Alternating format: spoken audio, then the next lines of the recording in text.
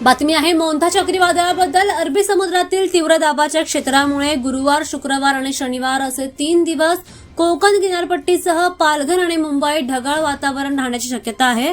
आज सकाळपासून मुंबईत जोरदार पाऊस देखील पडतोय। 5 नोव्हेंबरपर्यंत हळूहळू थंडी वाढायला सुरुवात होईल असा अंदाज हवामान अभ्यासकांनी वर्तवला आहे। मोंथा चक्रीवादळाच्या संभाव्य धोक्यामुळे कोकण किनारपट्टीवर विशेषतः मुंबईच्या किनारी भागात जलवाहतूक तात्पुरती बंद ठेवण्याचा निर्णय घेण्यात आलाय। अरबी समुद्रात निर्माण झालेल्या जोरदार वाऱ्यांमुळे हवामान अस्थिर झालंय। यामुळे सुरक्षेच्या दृष्टीने ही खबरदारी घेण्यात आली आहे। महाराष्ट्रात मेरीटाईम बोर्डाने मांडवा ते गेटवे ऑफ इंडिया दरम्यानची जलवाहतूक सेवा तात्पुरती स्थगित केली आहे। पुढील आदेश मिळेपर्यंत हा निर्णय कायम राहणार असल्याचं स्पष्ट करण्यात आलंय।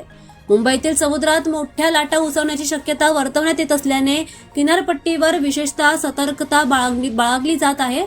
मोंथा चक्रीवादळाचे परिणाम आता स्पष्टपणे दिसू लागलेत। त्यामुळे महाराष्ट्र मेरीटाईम बोर्डाच्या निर्देशानुसार मासेमारांनी समुद्रात जाऊ नये आणि किनारपट्टीवरील शेतकऱ्यांनी योग्य ती खबरदारी घ्यावी असं आवाहन करण्यात आलं।